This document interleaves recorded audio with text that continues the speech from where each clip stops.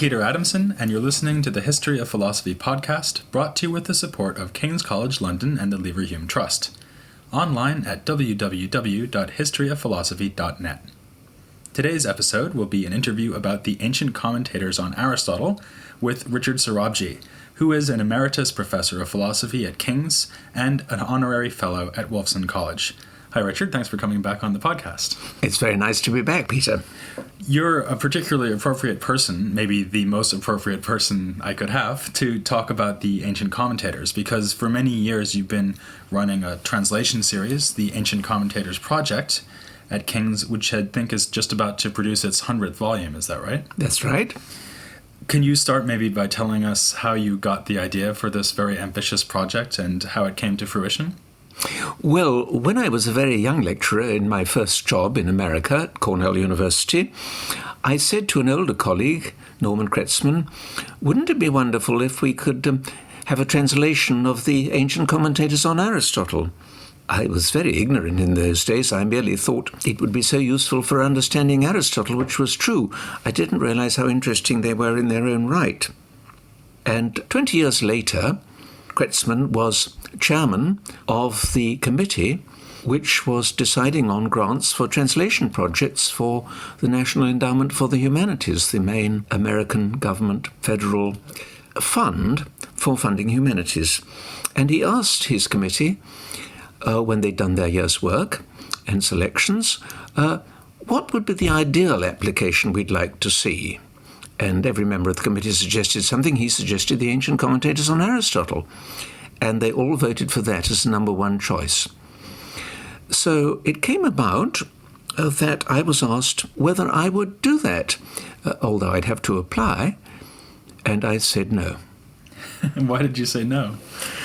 Well, I said, look, I want to write my own books on various subjects in the history of philosophy, and how would I ever have time to do anything except this? And then I said, look, I'll show you that it's impossible. And I wrote to 50 colleagues and said, this would be impossible, wouldn't it? All over the world. Well, I got back 49 out of 50 saying, no, you must do it. And 13 of them said, furthermore, I've actually drafted a translation of something, only I thought nobody would be interested. Would you like to see it? So you were stuck. Well, I was almost stuck. I wasn't quite stuck yet because I said, yes, but look, even so, I said, I wouldn't do it without having research assistance because I still worried that I wanted to write other things as well. So that was worked out. But even after that, I had to write the proposal, and it had to be checked by 58 referees, because that was their rules in those days. And there was one more snag before it finished. Well, what was the snag then? Just before the final deadline, the NEH contacted me and said, there's been a difficulty. The most distinguished scholar of ancient philosophy at the Institute of Advanced Studies in Princeton has expressed his very strong disapproval of your project. He has said it is quite impossible to get this fellow Sorabji to translate or organize translating the commentators before the text has been improved, and you refuse to grant to my very best pupil for editing just one volume, or rather 2 volumes, a 2-volume work in this series. Well, if you're not going to improve the Greek text first by re-editing it, you shouldn't be paying anybody to translate it. So I said, oh, that's fine. I was nearby in Princeton at the time, so I went round to the Institute of Advanced Studies and knocked on the door of this great man, and I said, you don't know me, but I'd like to talk because I think we've got a great opportunity. It seems to me this is a chance to say to the National Endowment for the Humanities that both of our projects should be funded, the re-editing and the translating, on the condition that both parties exchange all their information. Don't you think that would be a good idea? And happily, this great man was delighted with the proposal and wrote to the National Endowment to back it. And so that's how we got to where we are today. That's right. You said that one of your original motivations for this whole project and for reading the commentators more generally is that they can help us to understand Aristotle And I guess that has also come to fruition. So can you give us a few examples of where they've helped you to understand Aristotle better? Yes, well, I've got a paper just published this week about 5 lines of Aristotle and what the commentators said about those lines which they took to be giving Aristotle's view of the meaning of nouns and verbs. It relates to modern questions about whether we have representations in ourselves when we mean something, and if so, whether those representations are likenesses or symbols. Aristotle mentions both likenesses and symbols in these 5 lines, and you realize when you read the commentators, you have to be very, very careful if you want to see what Aristotle meant. He starts by saying, names and verbs are symbols of thoughts, except that he doesn't put it quite so simply, because he uses a roundabout phrase, what is in names and verbs? And instead of thoughts, he says experiences. But that's how the commentators take it. Names and verbs are symbols of thoughts. And he says equally, sounds are symbols of thoughts. Not of things. You might have thought they were symbols of things. No, they're symbols of thoughts. And then he says that these thoughts are likenesses of things. So likenesses have now come in. Now, it's very interesting to figure out why he switched from symbols to likenesses. Symbols of thoughts, likenesses of things, but it's the thoughts that are likenesses of things. Why, the commentators asks. And so many other questions are raised. Aristotle goes on to say that thoughts and things are the same for all, although languages differ from each other. Are thoughts and things the same for all? Or what if people have different concepts or imperfect concepts? All these things have to be discussed by the commentators. And finally, one very interesting thing that happened was that one of the commentators, Porphyry, says that there are 3 types of names and verbs that are being discussed in this passage. There are written names and verbs, there are spoken names and verbs, and then there's a special mentalese, in other words, a mental language, which isn't the same as a spoken sound at all, and isn't the same as a written a mark at all. There's a special mental name, mental verb, an idea that's been reinvented by Jerry Fodor in modern philosophy. So now you'll see how much they get just out of 5 lines and how much they make us think about what Aristotle meant. So would that be, for example, someone talking silently in their minds in Greek? Or is the idea that mentalese would be the same for anybody, no matter what language they're speaking? Or can we not tell? It would be the same for everybody, no matter what language they would speak in. And it would have a linguistic structure, but it wouldn't be any particular language then? That's right. That's right. Well, most of these commentators, including Porphyry, who you just mentioned, are, of course, Neoplatonists. And I suppose that might lead us to expect that their interpretations of Aristotle would in some ways be quite distorted. Or are their interpretations of Aristotle just more interesting because they're reading him from a Neoplatonic point of view? They are more interesting for that reason. One thing is that they wanted to make Aristotle agree with Plato. Eventually, that was in order to get Christians off their back who were saying, you pagans all contradict each other. They were saying, no, all pagan philosophers agree with each other. Consequently, they had to change Aristotle, transform Aristotle to make him more like Plato, and they interpreted him as believing in a creator God, which I don't think is true in any straightforward way, and as believing in an immortal individual human soul. You find the creator God idea in Ammonius, you find the immortal individual human soul in Themistius, at least as Thomas Aquinas interpreted Themistius. So Aristotle's being assimilated to Plato, but Plato is also being reinterpreted to assimilate him to Aristotle, because Aristotle complained about Plato. Look here, Plato, you believe in transcendent forms which explain things and cause things in the universe. It's the form of justice which causes examples of justice in the physical world. What Aristotle complained is, look, your form of justice is a universal. It's not a particular instance of justice. It's justice taken universally. Now, universals aren't the sort of thing that can be causes. Well, under pressure, these Neoplatonists reinterpreted Plato, and they said, oh, well, Plato never meant, perhaps they were right or perhaps they were wrong, Plato never meant the forms to be universals. That was just a mistake to think that. He only meant that they were causes, and they're perfectly good causes.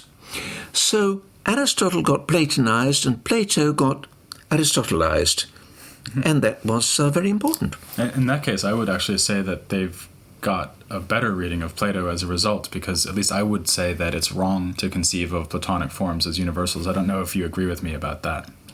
It seems to me that the universal particular contrast is something that comes in with Aristotle and not something that we would necessarily want to foist on Plato. Well, I absolutely agree with you that it's Aristotle who insists on this interpretation of Plato. I'm agnostic about what Plato actually thought, but yours is a perfectly reasonable interpretation.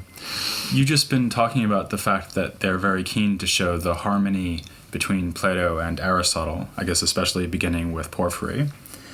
But something else that they're keen to do is show the harmony of Aristotle with Aristotle, because they don't think that he ever changes his mind. And so within a given work, and also across the entire Aristotelian writings, they want Aristotle to be consistent. And that means, I guess, that they need to, for example, try to relate works on logic to works in physics or metaphysics. So could you say something about how they do that? So how they read Aristotle through Aristotle, so to speak? Yes, I could take an example from the greatest of the commentators in the Aristotelian school before the Neoplatonists started up, Alexander of Aphrodisias. He was defending Aristotle against his rivals, the Stoics.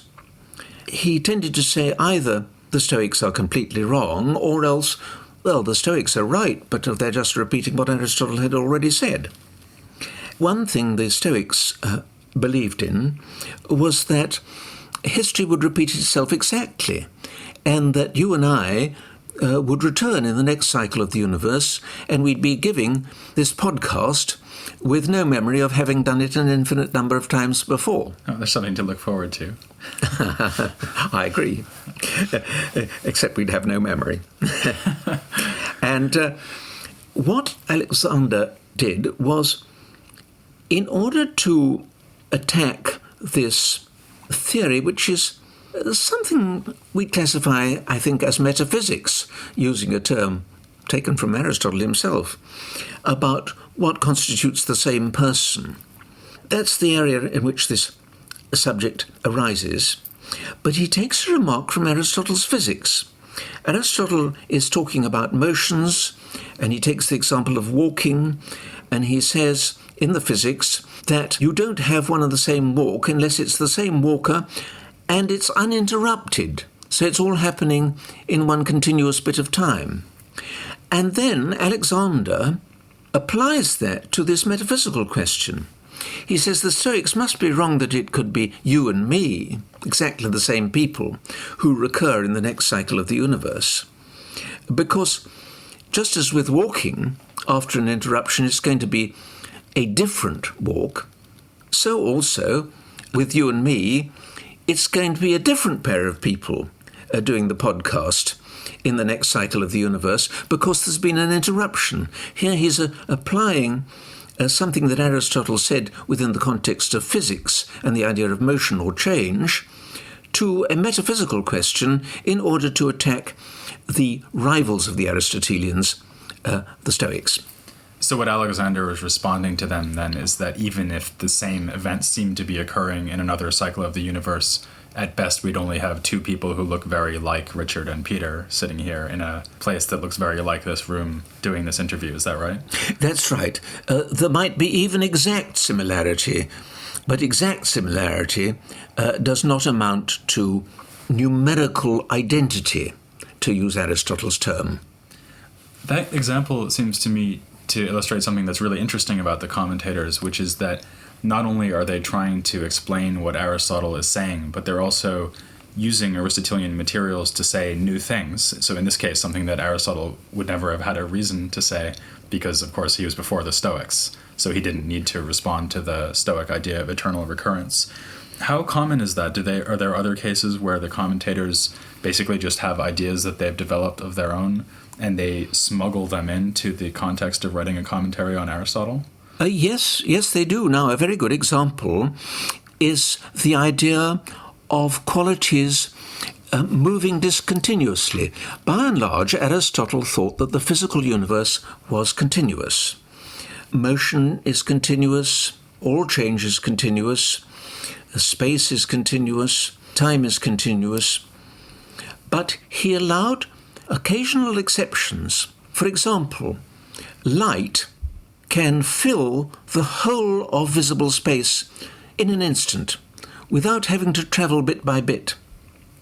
It does it in a single leap. Or a pond can freeze over all at one instant, not a little bit at a time. So he allows these exceptional leaps. That's in his work on sense perception. Not very widely read, necessarily. Now, this was taken up by a later Greek, the skeptical philosopher Sextus, and he uses the idea of leaps in a different context to answer the paradox raised by a very early Greek philosopher, the pre-Socratic philosopher Zeno of Elea. Zeno had said that wherever you're sitting, listening to this, you won't be able to leave the place you're in, because if you're sitting in a room, well, then to get to the door, you'd first have to go halfway, then half the remaining distance, then half the remaining distance, an infinite number of half distances. How could you complete going right through an infinite number of half distances? What Sextus suggested, or pointed out, was that this would be solved if motion could occur discontinuously in little leaps, by your disappearing from one spot and reappearing microscopically further along in exactly the way that happens on a cinema screen.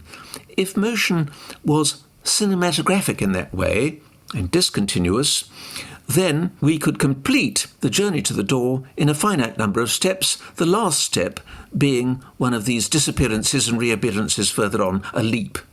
And now, finally, the last of our Athenian commentators, Damascus, says this would also solve another of Aristotle's problems. Because Aristotle raised a paradox and didn't tell us exactly how to answer it. Perhaps time is unreal because none of its parts exist. The past is gone, it doesn't exist any longer.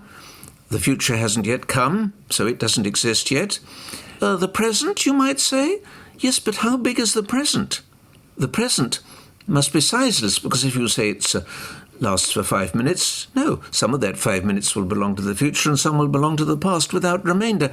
The present is merely a sizeless point, a sizeless instant, a mere demarcation point between the past and the future. Alexander actually called it an imaginary point. Well, in that case, if it's only a sizeless point, it's not going to be a part of time, because adding up sizeless points doesn't build up even 5 minutes worth of time. Now, this would be answered, says Damascus, if we imagine that not only motion, but also time goes forward and leaps, and he thought it would be quite plausible that it did so, because if motion goes in discontinuous leaps, and the motions of a clock, especially the celestial clock of the stars that go round us, if that progresses in leaps, isn't it quite plausible that time might progress in leaps? And that would solve Aristotle's problem about none of the parts of time being in existence. At around the same time as Damascus, there's something else I think that's really fascinating about the history of commentaries on Aristotle, which is that suddenly you start to get commentators who are Christians, not only Philoponus, but also the less known Elias and David, for example. And then the tradition of commentary on Aristotle continues on into the Byzantine tradition, also into the Syriac tradition. So if we stay with late antiquity, or the very end of late antiquity for a moment, to what extent is everything you're describing still the case with these Christian commentators? Does it make a difference when the commentators start to be Christians rather than pagans? Well, in the case of Philoponus in the 6th century, it did make a very big difference, but for a special reason which didn't apply to other Christians at that time. Philoponus started off as the primary editor of the seminars of the pagan philosopher Ammonius. Ammonius was head of the school of philosophy in Alexandria for a very long period at the end of the 5th century and beginning of the 6th. He taught Philoponus, and he was a very brilliant commentator on Aristotle, and the Christian fathers wanted him to do that teaching. Now, Philoponus not only attended his seminars, but also edited at least 4 of them in the form of commentaries, and wrote a total of 7 commentaries, all of them in the style of Ammonius. So these were very, very precise commentaries, going word by word, looking at the meaning of the doctrine and looking at the exact wording of the text.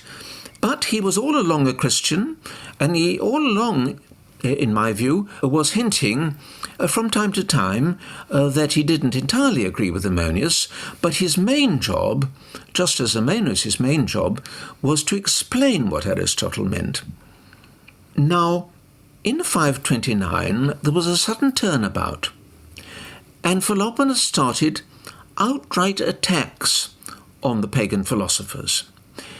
And these attacks were the first attacks that could really worry the pagan philosophers, because he had such an insightful and exact knowledge of what they thought. He'd gained it from all those years he spent with Ammonius, studying under Ammonius, and then editing Ammonius. So he knew what the Neoplatonists thought, and he knew what Aristotle thought incredibly well.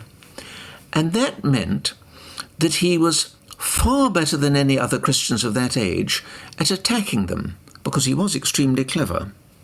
And so, in that one case, it made a huge difference when a Christian was a commentator on Aristotle. In other ways, when they stopped having pagan lecturers in Alexandria, and they'd long since, from 529 onwards, stopped having them in Athens because the Christian emperor closed the Athenian school then, it had bad results. No further teaching in Athens, so far as we know, and teaching in Alexandria, but over a much more limited curriculum. And we have to wait quite a long time till the end of the 12th century before we get the Latin medieval thinkers beginning to write their own commentaries on Aristotle, or Latin translations being made of the Greek commentators. Well, there is a rather curious thing, and that is that at a much earlier date, the Christian whom I regard as perhaps the most brilliant of all the Christians who studied Greek philosophy before Philoponus, a Christian called Origen, had a wonderful knowledge of Greek philosophy, including of Aristotle. He drew attention to a passage which even now not many scholars have paid much attention to in a work of Aristotle on generation and corruption, a passage where Aristotle uses the idea of the form of an individual organism, for example a plant, and says something very unusual about it. This form is not something universal, like the defining characteristics of that sort of plant. But it's not the ordinary perceptual form, which is a particular form that you receive when you're perceiving the plant. No, it's a form which he compares with an elastic tube. It's an elastic tube which preserves the structure of the plant or other organism, despite the fact that there's different matter flowing through it all the time, and it may be growing or it may be shrinking. And so what Aristotle is saying is that what gives identity to an individual organism is form in this very unusual sense of something like an elastic tube, which gives it its unique numerical identity over time, even though the matter doesn't remain identical, but is changing numerically as well as in size and so on. Now, Origen takes this up in order to explain how it could be, for a Christian, the very same body that we get back in the resurrection, even though all the matter may have been devoured by other beings in the food chain, including other humans. That's how the resurrection could work. It's impossible to ask for the same matter to be there. All that we need is the same form in this special sense. Now, he knew Aristotle very well. But the point I want to make is that, as well as knowing Aristotle, he also wrote commentaries on the Bible. And he devised these commentaries in very much the same style as several centuries later would be used by Proclus, by Ammonius, and by members later on in Ammonius' school in Alexandria. He started off by asking a set of questions, very like the questions with which Proclus and Ammonius and members of Ammonius' school preface their commentaries. How come that commentaries on the Bible by this earlier Christian from the 3rd century, Origen, were so like much later Greek pagan commentaries on Aristotle? Well, all I can say is that Origen and Plotinus, it's thought by many people, had the same teacher in Alexandria, a man called Ammonius Saccas, of whom we know very little, but who certainly inspired Plotinus, the founder of Neoplatonism, and may have inspired Origen. That is one possible source from which the idea of how to write commentaries passed down both tracks. Well, thank you very much. That actually gives me a wonderful transition to the next major topic I'm going to be looking at in this series of podcasts, namely late ancient Christian philosophy.